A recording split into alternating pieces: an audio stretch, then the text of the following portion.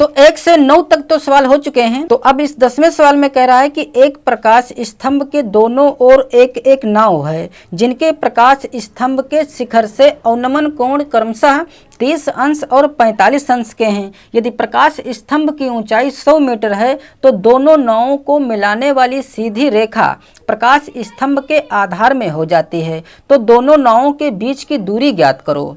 तो जैसा कि प्रश्न में कहा गया है कि एक प्रकाश स्तंभ है, तो मान लेते हैं कि यहाँ पर प्रकाश स्तंभ है, ठीक है।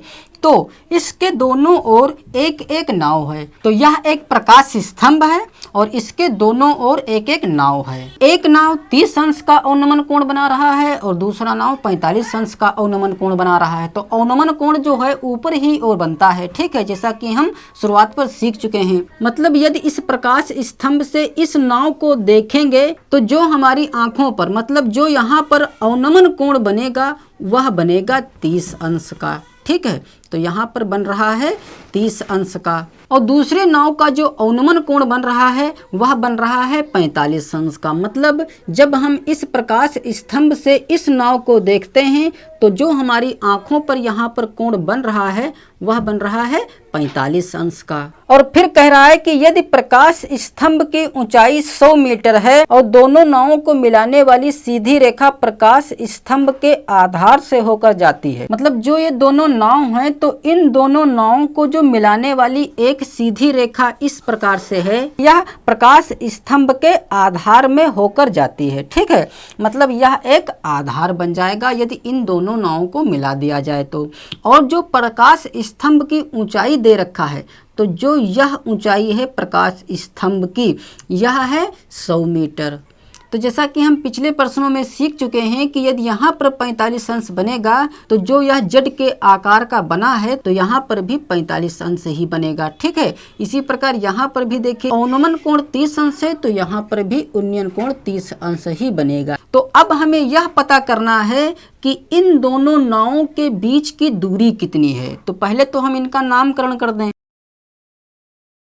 ठीक है। तो ये इसके नाम हो गए। मतलब हमें ज्ञात करना है ए बी के बीच की दूरी हमें पता करनी है, ठीक है। तो चूंकि यहाँ पर दो समकोण त्रिभुज हैं, एक यह समकोण त्रिभुज है, एक इधर वाला समकोण त्रिभुज है, तो हम इन्हीं दोनों समकोण त्रिभुजों को लेकर हम ए बी के बीच की दूरी पता कर सकते हैं। तो सबसे पहले हम यह त्रिभुज ले लें ए डी सी या ए सी डी। तो लिखेंगे समकोण त्रिभुज ए सी डी में। तो चूंकि हमें यह भुजा पता करनी है और हमारे पास लंब दिया हुआ है, ठीक है, क्योंकि कोण के सामने वाला ही लंब होता है। तो लंब हमारे पास है और आधार हमारे पास है। तो लंब और आधार जो होता है वह tan में होता है, तो हम tan थीटा ही लगाएंगे, ठीक है। तो tan थीटा का मान है 45 अंश, तो tan 45 अंश बराबर हो जाएगा लंब बटा आधार।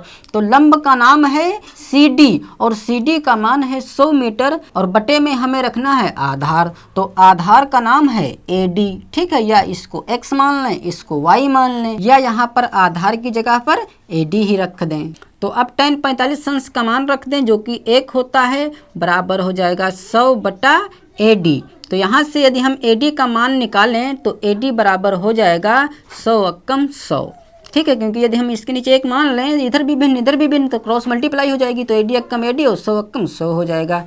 तो AD का मान तो पता चल गया। मतलब यहाँ से यहाँ तक की जो दूरी है वह तो आ गई 100 मीटर। अब हम यह पता कर लें कि यहाँ से यहाँ तक की दूरी कितनी है। मान लेते हैं यहाँ भी 100 आ जाएगा, तो 100 200 हो जाएगी इन दोनों नावों के बीच की दूरी। तो सबसे पहले हम पता कर लें कि इसकी रियल लंबाई यहाँ से यहाँ तक कितनी है। तो अब हम इस त्रिभुज को लेंगे जो कि है BDC या CDB।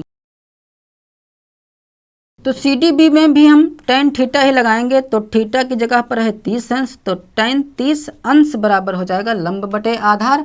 तो इसमें भी लंब 100 मीटर ही है, ठीक है। तो यह हो जाएगा 100 और बटे में आधार का नाम है BD, तो बटे में रखेंगे BD।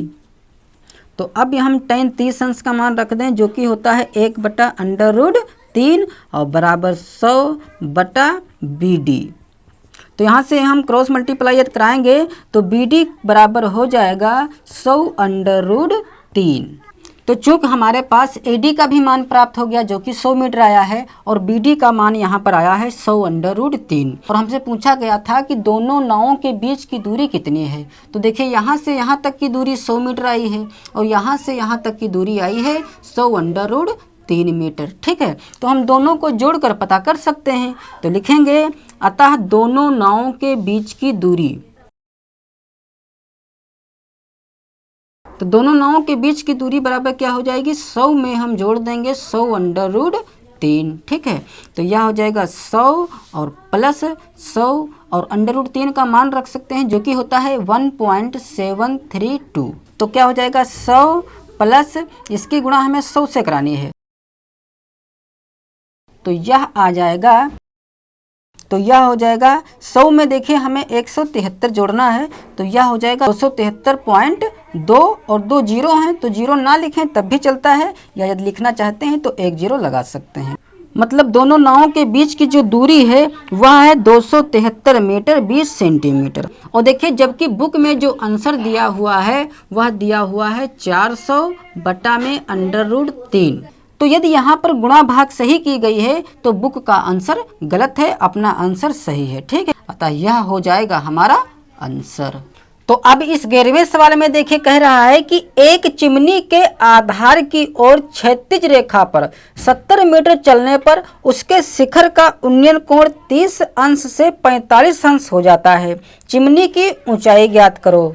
तो प्रश्न में कहा गया है कि एक चिमनी है, तो मान लेते हैं कि यह एक चिमनी है, तो हमें इस चिमनी की ऊंचाई ज्ञात करना है। और प्रश्न में ये दिया हुआ है कि यदि हम 70 मीटर इसकी ओर आगे बढ़ जाते हैं तो जो हमारी आंखों पर यहाँ पर 30 अंश का कोण बन रहा था तो अब वह 45 अंश का हो जाएगा। ठीक है, तो मान लेते हैं कि हम यहाँ पर खड़े हुए हैं, तो जब हम चिमनी का शिखर देख रहे हैं इस प्रकार से, तो यहाँ पर जो हमारी आंखों पर कोण बन रहा है वह बन रहा है 30 अंश का। और फिर यदि हम यहाँ से 70 मीटर इसकी ओर बढ़ें, ठीक है, मान लेते हैं कि यहाँ से यहाँ तक की जो दूरी हमने तय की है वह तय की है 70 मीटर की। ठीक है, तो अब जब हम यहाँ पर खड़े होकर इस चिमनी के शिखर को देखते हैं तो जो यहाँ पर उन्नयन कोण बन रहा है वह बन रहा है 45 अंश का। तो बस इन्हीं दोनों कोणों की सहायता से हमें पता करना है कि इस चिमनी की ऊंचाई कितनी है। तो पहले तो नामकरण कर दें,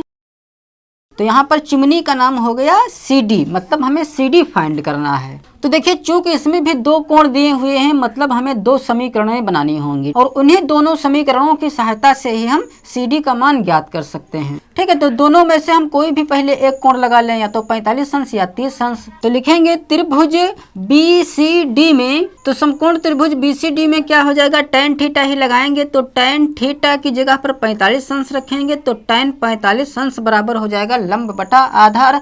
तो लंब का नाम है इस वक्त CD, जो कि यह चिमनी है, तो CD बटे हो जाएगा आधार, तो आधार का नाम है BC, तो बटे में हो जाएगा BC। तो tan 45 अंश का मान 1 होता है, तो 1 बराबर हो जाएगा CD/BC। यदि इसके नीचे 1 मान लें तो क्रॉस मल्टीप्लाई हो जाएगी, तो BC + BC बराबर CD। मतलब जितनी भुजा यह है उतनी ही भुजा यह है।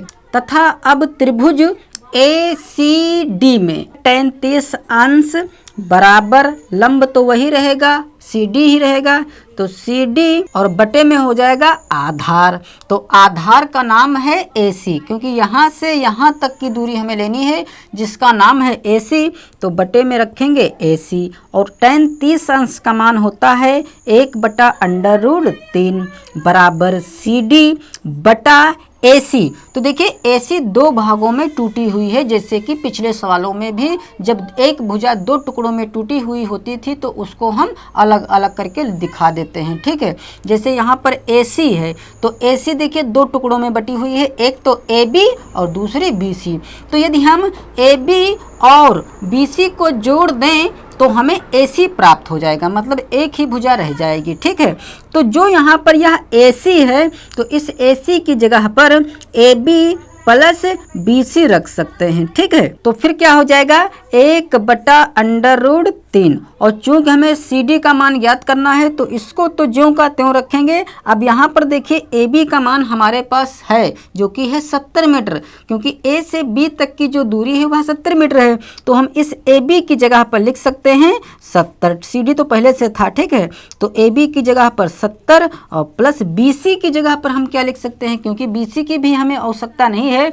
तो BC का मान देखिए यहाँ पर हमने निकाला CD, क्योंकि BC जो है वह CD के बराबर है। तो यहाँ पर हम समीकरण 1 भी डाल सकते हैं। तो इस BC की जगह पर हम CD लिख सकते हैं, क्योंकि हमें CD की जरूरत है, ठीक है, BC की नहीं जरूरत है। तो इस BC की जगह पर हम लिख सकते हैं CD। तो जो यह BC की जगह पर CD रखा गया है तो कहाँ से आया है, तो यहाँ पर हम ब्रैकेट में लिख सकते हैं कि समीकरण 1 से। अब इधर भी भिन्न है, इधर भी भिन्न है, तो हम क्रॉस मल्टीप्लाई कराएंगे।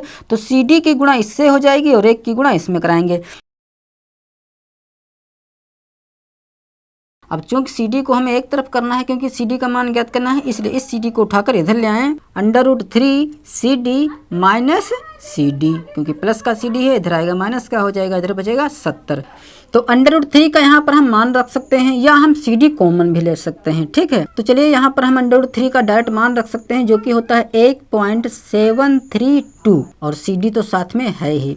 मतलब √3 की जगह पर यह मान रख दिया गया है और CD और माइनस CD बराबर में है 70। अब यहाँ से हम क्या करेंगे कि 1.732 में से एक CD घटा देंगे, क्योंकि यह 1.732 CD है, यह एक CD है। तो एक में से एक घट जाएगा तो बचेगा हमारे पास 0.732 CD, ठीक है। और डेसिमल से पहले हम 0 रख सकते हैं, बराबर 70। अब चूंकि हमें सिर्फ CD चाहिए तो CD बराबर क्या हो जाएगा, CD बराबर हो जाएगा 70/0.732। अब क्या करेंगे, क्योंकि दशमलव के बाद 3 अंक हैं, इसलिए जब यह दशमलव कटेगा तो ऊपर 3 जीरो बढ़ जाएंगे, ठीक है। तो अब हमें 732 से भाग कराना होगा 7 और 4 जीरो, मतलब 70,000 में। तो हमें प्राप्त होगा 95.62। तो CD चूंकि चिमनी थी, अतः जो चिमनी की ऊंचाई है वह आई है 95.62 मीटर, ठीक है। मतलब 95 मीटर 62 सेंटीमीटर। अतः यह हो जाएगा हमारा आंसर।